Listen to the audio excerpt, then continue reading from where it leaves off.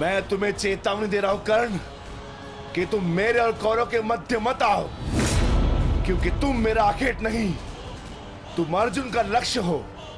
मैं अपने अनुज से उसका लक्ष्य नहीं छीन सकता। इसका अर्थ ये नहीं कि मैं तुम्हें दोबारा छोड़ दूंगा।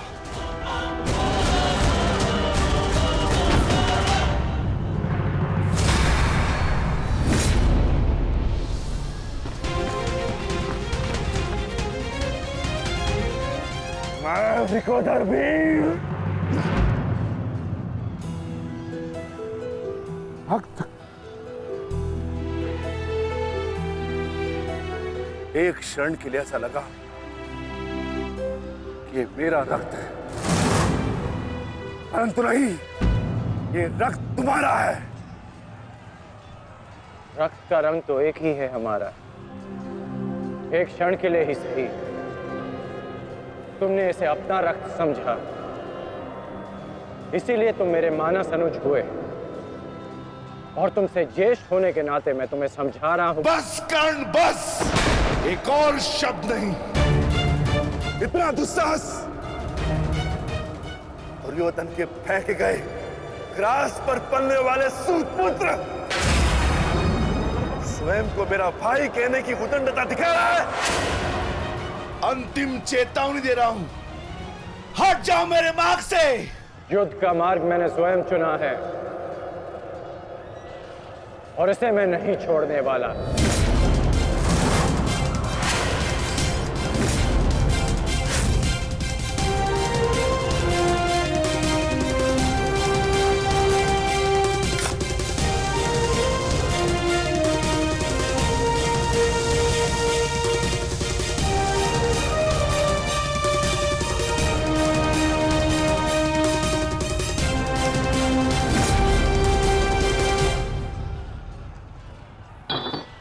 इस रेखा को देख रहे हो भीम?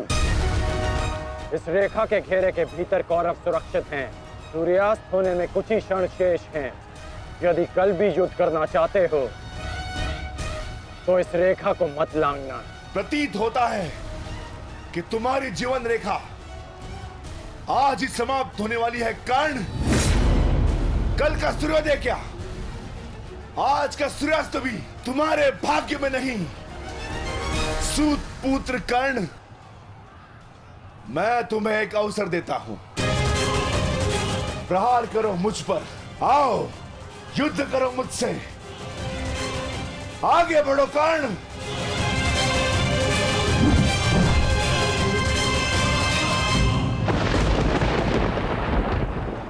मैं वचन देता हूं कि अर्जुन के अतिरिक्त आपके किसी पुत्र का वध नहीं करूंगा मैं।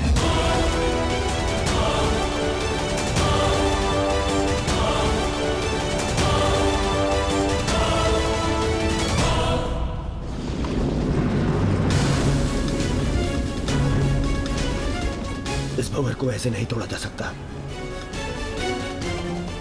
इसे तोड़ने के लिए मुझे इस भंवर के दिशा के विपरीत दिशा में घूमना होगा ताकि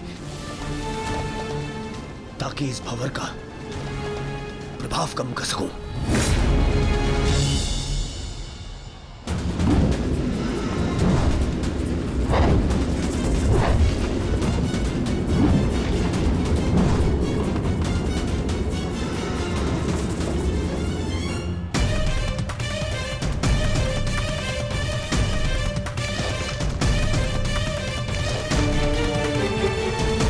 क्या हुआ कायर?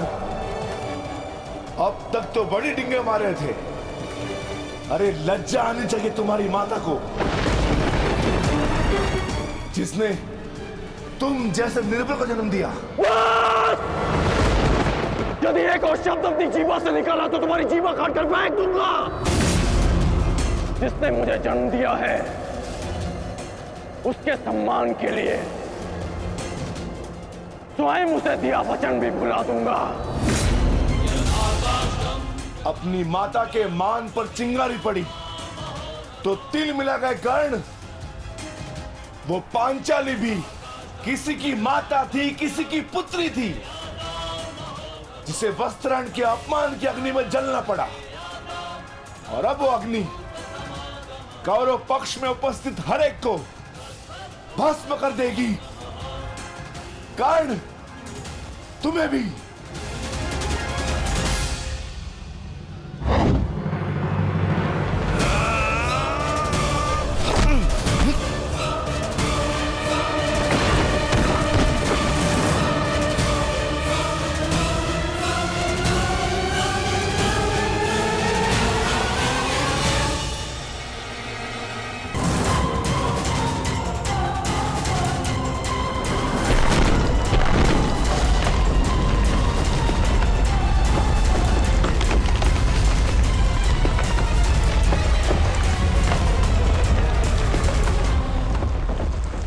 एक महत्वपूर्ण सूचना है कौंते।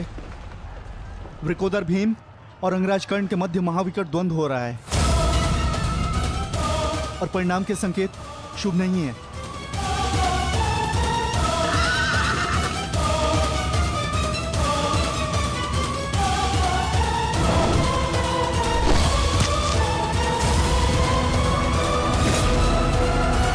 माता, रथ को भ्राता भीम की ओर ले चलो।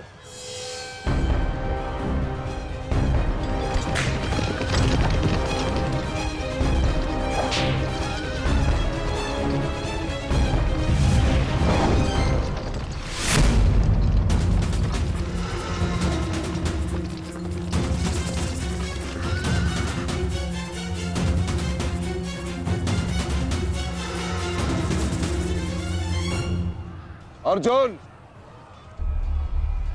तुमने हर एक परीक्षा में सफलता पाई है। देखना यह है कि तुम इस परीक्षा में सफल होते हो या नहीं।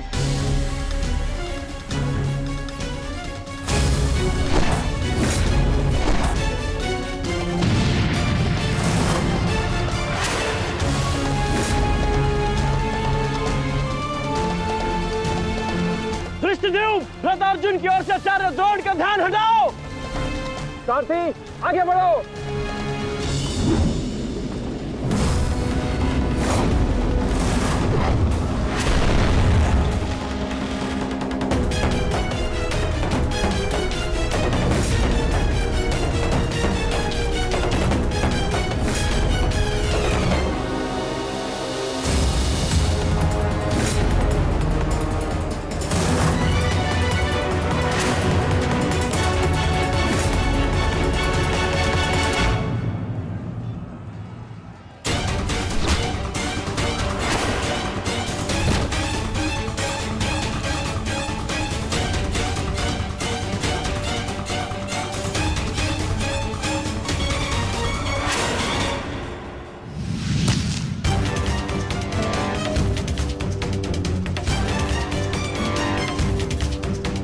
तुम बार बार मेरे समक्ष क्यों आ जाते हो? क्योंकि आपके प्रारब्ध में मुझसे द्वंद्व लिखा है आचार्य, अर्जुन से नहीं। हट जाओ मेरे मार्ग से। सावधान।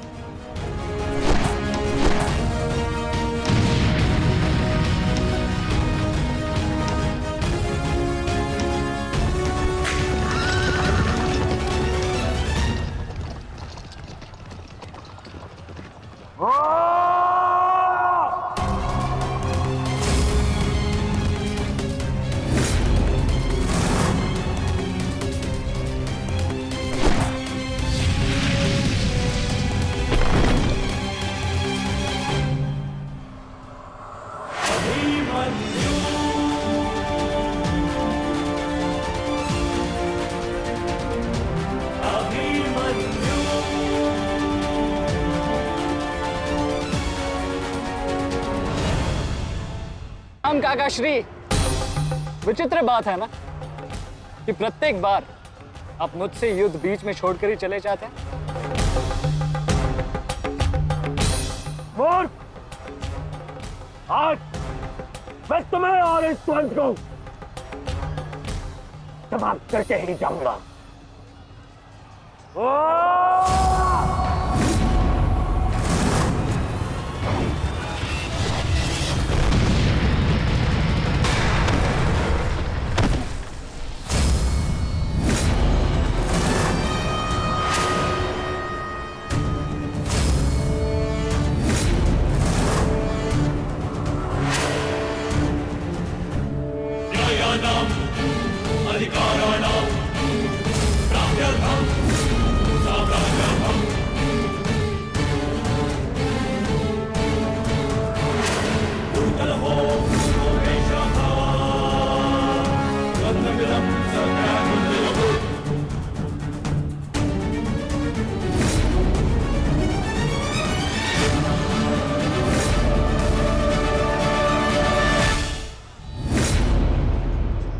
अपना सर्वश्रेष्ठ प्रदर्शन करना पुत्रों।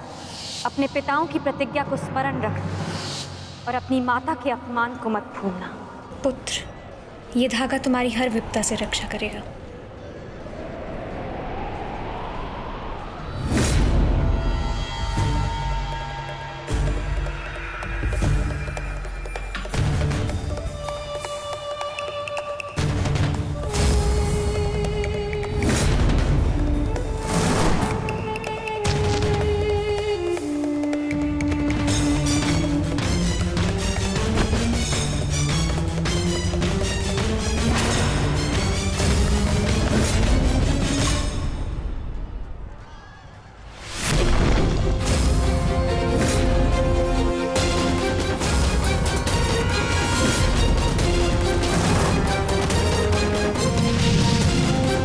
दुर्योधन, इस बालक के साथ बचकाना खेल बंद करो। वहां देखो, कर्ण और भीम के मध्य घातक संग्राम छिड़ा है। इससे अच्छा अवसर कभी नहीं मिलेगा मेरे होने वाले सम्राट। ना, जाओ और इस दुस्साहसी भीम का अंत कर दो। जाओ।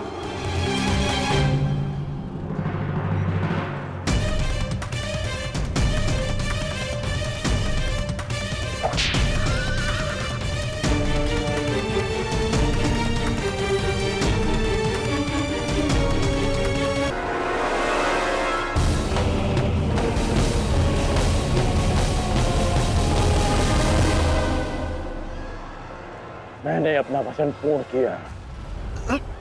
तुम ये रेखा पार नहीं कर पाए। आज तुम किसी और कौरव का वध नहीं कर पाओगे। बोलो ना सही, मैं तुम्हारा वध कर दूंगा। उसका अवसर कभी और ढूंढना भी, क्योंकि सूर्यास्त हो चुका है।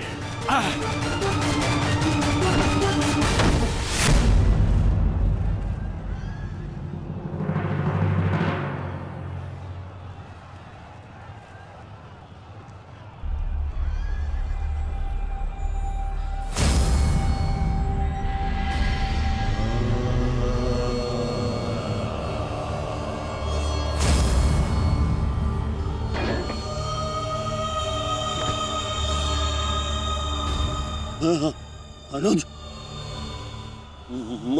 मुझसे बात करो। तुम्हारा चेष्टा है, उत्तर दो से।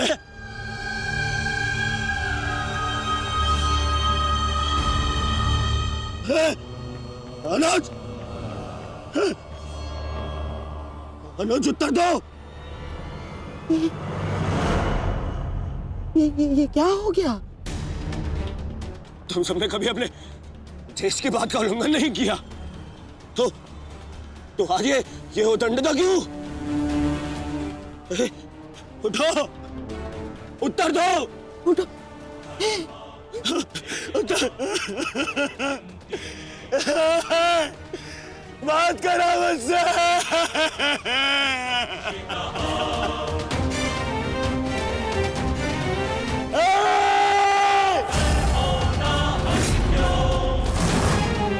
क्या किया भीम? ये क्या किया तुमने? केवल कहने को ज्येष्ठ भ्राता था मैं पिता से अधिक इन्होंने मुझे सम्मान दिया है। ये चाहते थे कि अपने कंधे पर उठाकर मुझे सम्राट के सिंहासन तक लेके जाएंगे। बस तुमने मुझे विवश कर दिया। मैं इनकी अर्थी को कंधा दूं।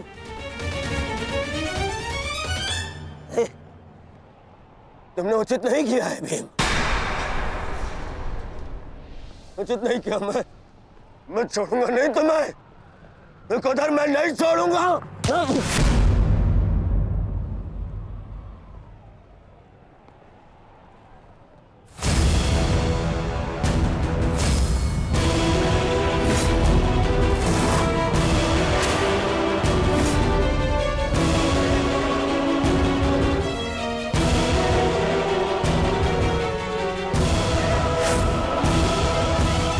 शांत युवराज, युद्ध के नियम के अनुसार आज का युद्ध संपन्न हुआ और इस समय प्रहार करना वर्जित है।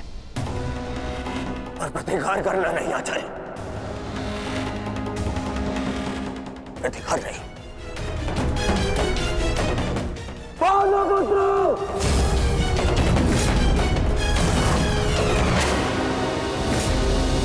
अपने इन 5 भाइयों के निर्मम हत्या का प्रतिशोध लूंगा मैं।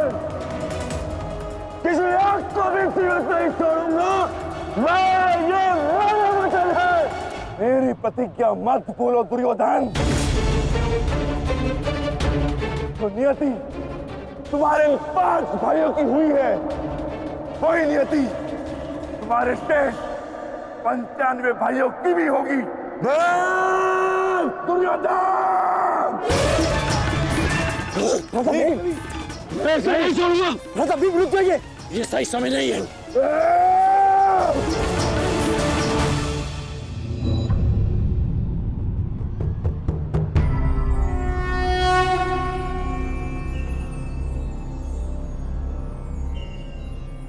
श्रेष्ठ यही होगा कि दोनों पक्ष अपने नियमों को स्मरण रखें। सूर्यास्त्र हो चुका है और उसके साथ ये युद्ध भी समाप्त हो चुका है। आप दोनों अपनी भावनाओं को कल के लिए शेष रखें और वही उचित रहेगा।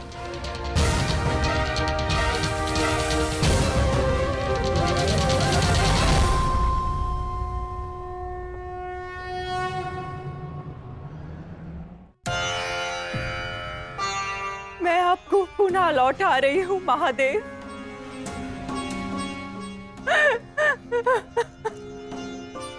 आपने मुझे 100 पुत्रों को आशीर्वाद दिया था और आज मुझे उन्हीं पुत्रों की मृत्यु का दुख भी दे रहे हैं।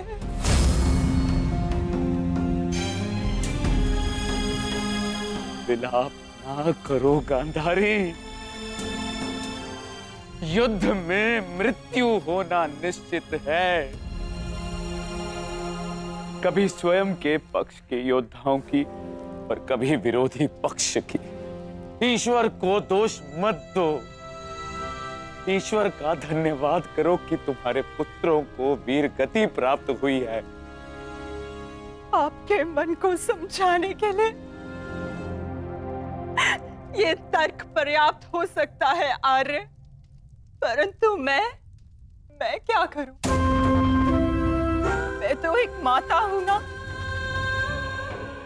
मेरे तप के बदले महादेव ने मुझे ये आशीर्वाद दिया था, तो फिर ये मेरे तप का फल मुझसे कैसे छीन सकते हैं?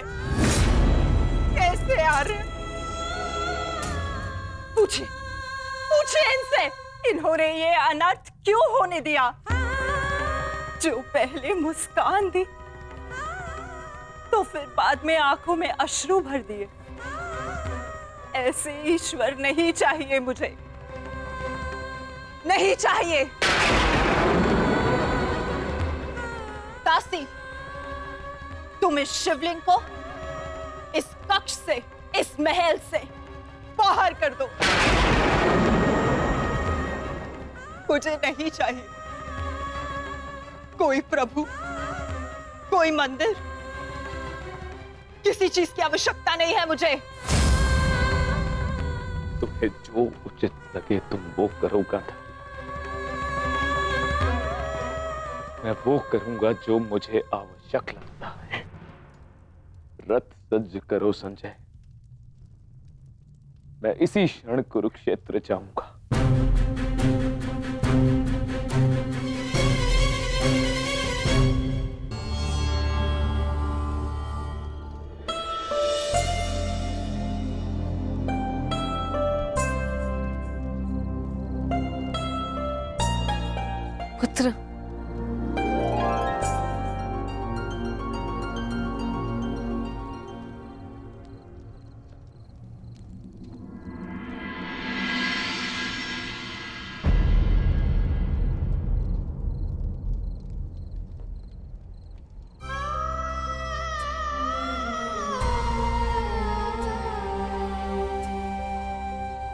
युद्ध में योद्धा को घाव लगना सामान्य बात है। आप चिंतित मत होइए। मैं जो भी कर रही हूँ अपना कर्तव्य समझकर नहीं, बल्कि पश्चाताप समझकर कर रही हूँ। एक पुत्र को खोने का कष्ट, उसकी पीड़ा एक माता ही समझ सकती है। मैं भी एक माता हूं, परंतु दुर्भाग्य से इस अनर्थ को रोकने में सक्षम नहीं हूं। इसलिए लेप लगा रही हूं अपने मन के घाव को, थोड़ी शीतलता देने का प्रयास कर रही हूं। पुत्र, तुम दुर्योधन के पास जाओ। इस समय उसे अपने मित्र की सबसे अधिक आवश्यकता है।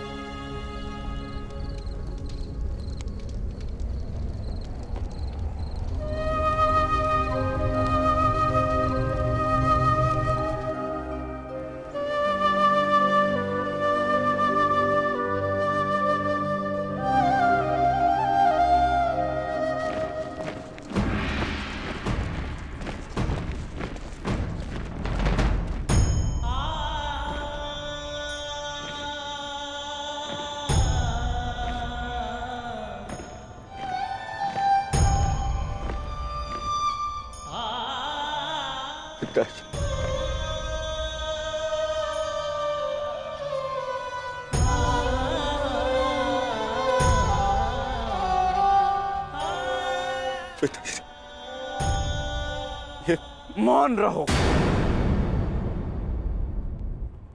और इस अंतिम संस्कार की विधि को रोको।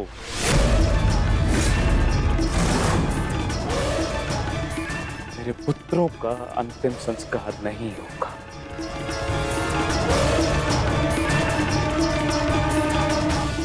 महाराज, ये कैसा अनर्थ करने जा रहे हैं आप? देखिए, इस संसार में आने वाले का और इस संसार से जाने वाले का संस्कार अत्यावश्यक होता है, अन्यथा इनकी आत्माओं को कैसे मुक्ति मिलेगी? क्या कर रहे हैं आप? क्या इस संस्कार से मुझे मेरे पुत्रों को खो देने की पीड़ा से मुक्ति मिल सकती है शकुनी?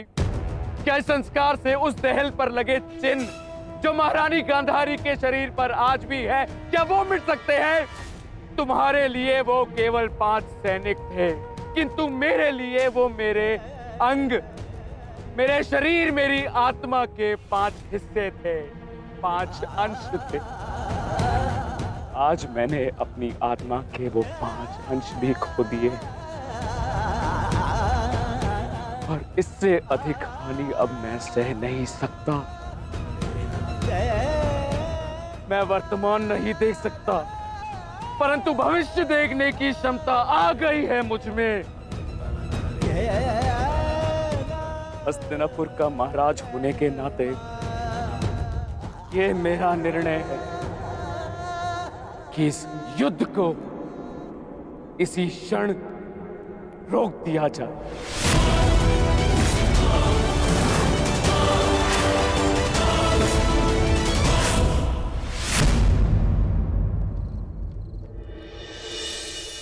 पिताश्री,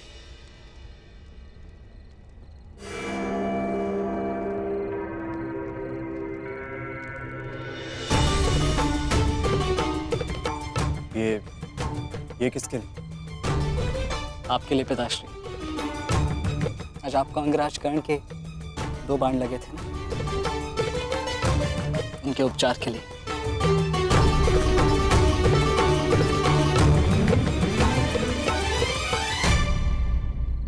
मुझसे अधिक घाव तो तुम्हें लगे हैं पुत्र। मैंने सुना तुम्हारे और दुर्योधन के मध्य हुए द्वंद्व के विषय में।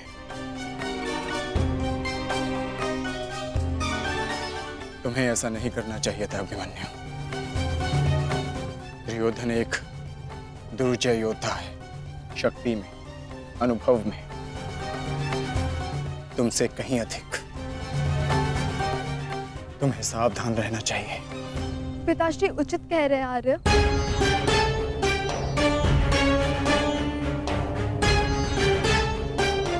किंतु एक योद्धा के लिए यह विचार सुनना और स्वीकार करना दोनों ही अनुचित है। और छिपकर दो योद्धाओं की बातें सुनना भी अनुचित है उत्तरा। इसलिए यहाँ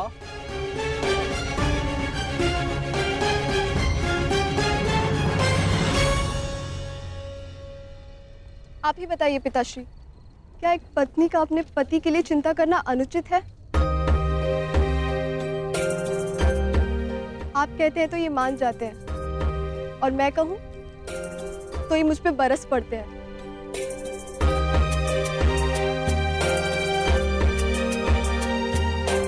आप ही ने कहा था ना कि काका श्री दुर्योधन के साथ द्वंद्व करना इनके लिए उचित नहीं है।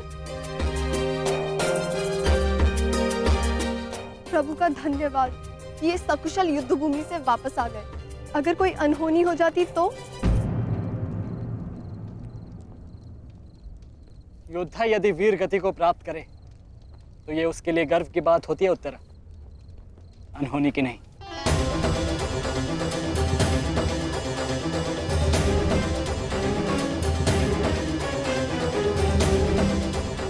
मुझे तुम्हारे साहस और कौशल पर गर्व है पुत्र,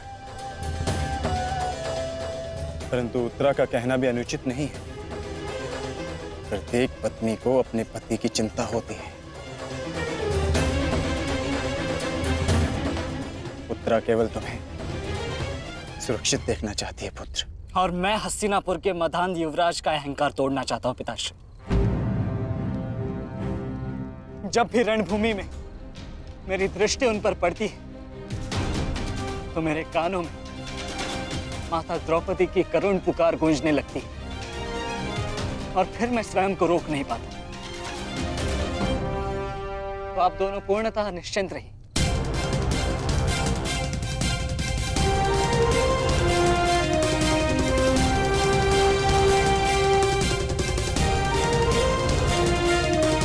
क्योंकि मेरी सुरक्षा के लिए माता यज्ञसेनी का आशीर्वाद है मेरे साथ।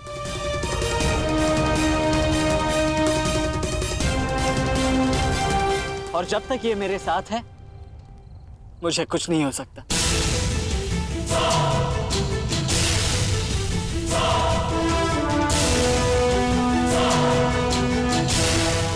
आपके तेज के अंश का प्रहार और माता के आशीष की ढाल जब तक मेरे साथ है, मैं काका श्री दुर्योधन के समस्त कौरव सेना का सामना अकेले करने में सक्षम हूं। मुझे उन पांडवों से अब विजय नहीं चाहिए। अब मुझे उनसे अपने इन भ्राताओं के मृत्यु का प्रतिशोध चाहिए। अब यदि आपने इस युद्ध में विराम लगाया तो आपके ये 5 पुत्रों वीर वृषसेन, पितामह और अनेक सैनिक उनके इस युद्ध में दिए प्राणों का, उनके प्रयास सब व्यर्थ चले जाएंगे पिताश्री। ऐसा मत कीजिए पिताश्री। रक्त के बदले रक्त लूंगा मैं।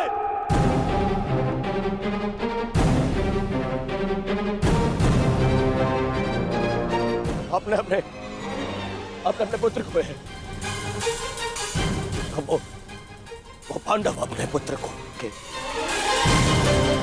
और हम मुझे पाएंगे पिताश्री। मूर्खतापूर्ण बातें मत करो दुर्योधन। पितामह और अपने भाइयों के परिणाम से आने वाले भयानक भविष्य के संकेत को समझो। तुम्हारे होते हुए, गुरु द्रोण के होते हुए, कर्ण के होते हुए मेरे 5 पुत्रों को निर्दयता से मार दिया गया। पुत्रों को खोकर मैंने युद्ध जीत भी लिया,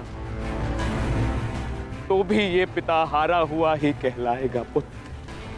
अब और विनाश मैं नहीं सह सकता।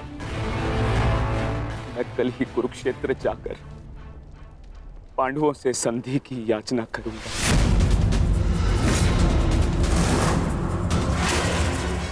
पांडवों से अपने पुत्रों के प्राणों की रक्षा की याचना करूंगा मैं,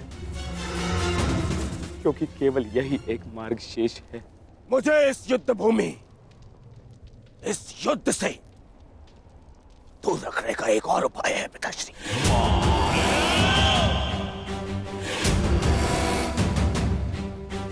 एक और उपाय है।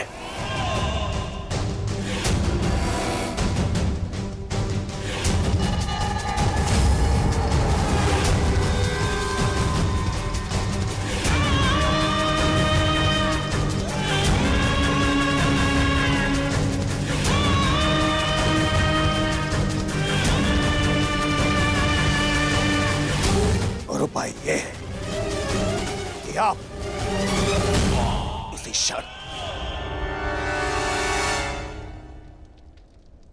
मेरा वध कर दें।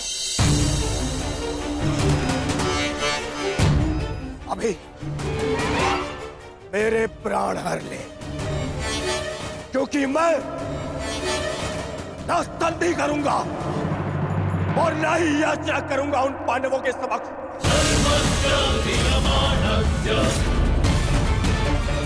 उठाइए इस तलवार को और वध कर दीजिए अपने इस एक पुत्र का। अपने इस एक पुत्र का वध करके बचा लीजिए अपने शेष 94 पुत्र।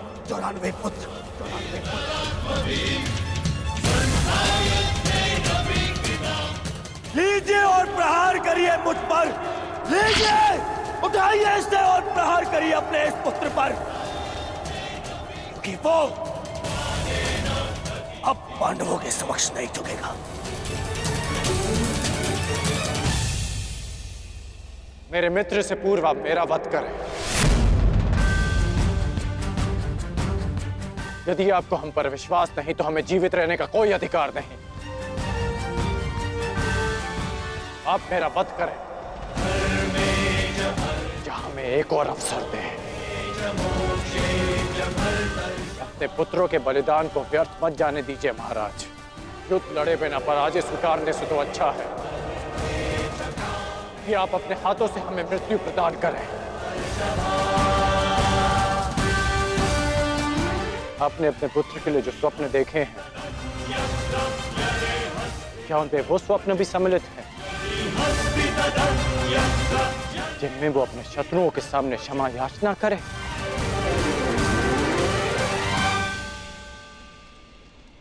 जिसके शीश पर आप सदा सम्राट का मुकुट देखना चाहते हैं, क्या उसके पैरों में बेड़ियां देख पाएंगे आप? यदि हां, तो आप मुझे मृत्यु प्रदान करें, और यदि ना, तो आप मुझे एक अवसर दीजिए। आप हमारे महाराज हैं, हम सब आपके आदेश के अधीन हैं, किंतु आपका ये आदेश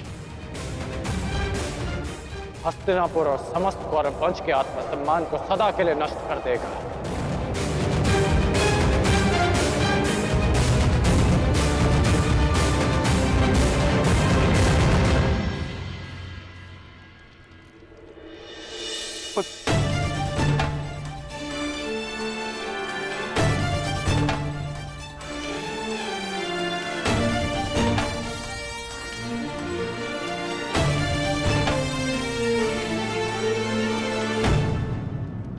मैं क्या करूं पुत्र? एक पिता के लिए अपने पुत्र की अर्थी का बोझ इस जीवन का सबसे बड़ा बोझ होता है पुत्र, परंतु मुझसे ये बोझ सहन नहीं होगा। विश्वास कीजिए पिताश्री, अभी बोझ हम नहीं, अब वो पांडव उठाएंगे।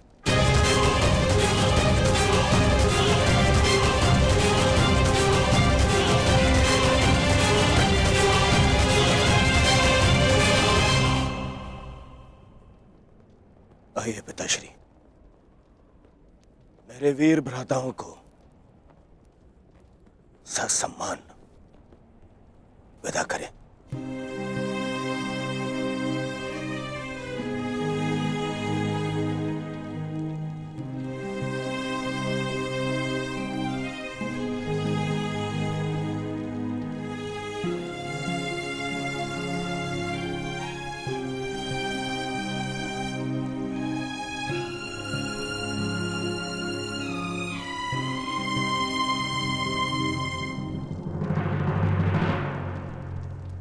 कौन